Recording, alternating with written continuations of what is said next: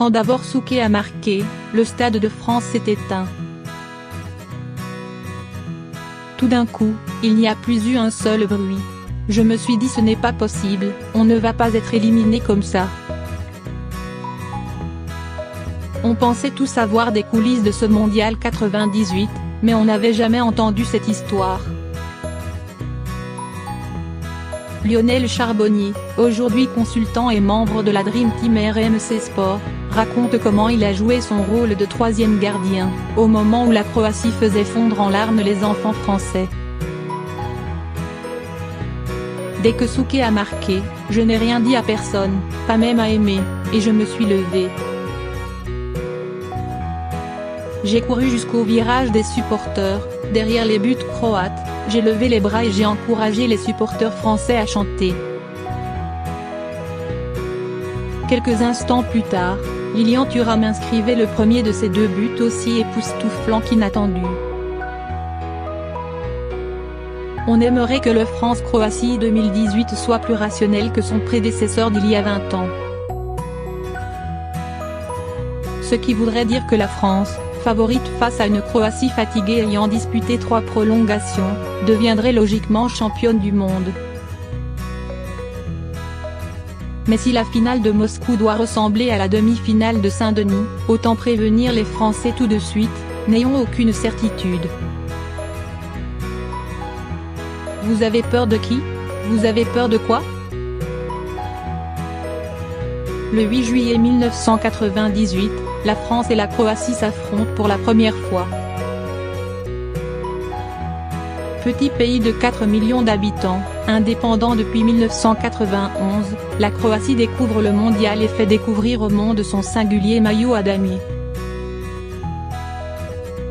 Pour gagner son ticket pour la demi, la Croatie avait éliminé la Roumanie de Gheorghe Hagi, 1-0, but de Suker, et impressionné la planète du ballon rond en ridiculisant l'Allemagne au stade Gerland, 3-0. Lors de la première période, les Bleus de Zidane sont tétanisés par l'événement et passent à côté de leur match. Comme il le raconte dans le film 98, Secret d'une victoire, Philippe Bergerou conseille à Aimé Jacquet de secouer ses joueurs. Une séquence immortalisée dans Les yeux dans les bleus.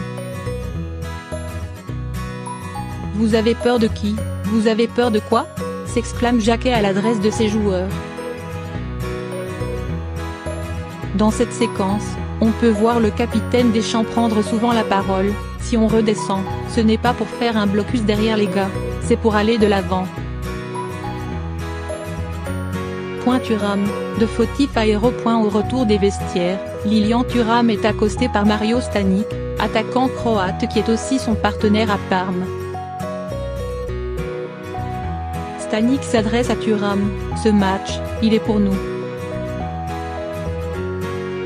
Thuram lui répond, ce match, il n'est pas pour vous. On raconte toujours le doublé incroyable du défenseur français, mais on a tendance à oublier son implication sur le but croate. Mal positionné dans sa surface, non aligné avec ses coéquipiers, Thuram couvre d'abord Suker lorsqu'il ouvre le score. Si Thuram avait été mieux aligné, Suker aurait été hors jeu. Sur le banc de touche, Aimé Jacquet glisse à Bergerou qu'il craint d'avoir secoué ses joueurs trop violemment. Lilian Thuram raconte souvent qu'il était dans un état second au moment d'inscrire ses 2 buts. Dont un du pied gauche. Normalement, je ne sais pas me servir de ce pied, raconte le défenseur dans Le Monde. Dans 98, Secret d'une victoire, Youri Djorkaeff raconte sa stupeur lorsqu'il a vu Thuram débouler à sa droite. Quand j'ai vu que c'était lui, je me suis dit oh non, je n'aurais pas dû lui faire la passe, j'aurais dû tirer. Ce soir du 8 juillet 1998, Lilian Thuram a marqué ses 2 seuls buts en équipe de France, en 142 sélections. Une fois ces 2 buts pour l'éternité au fond des filets, Charbonnier n'avait plus besoin de réveiller le Stade de France.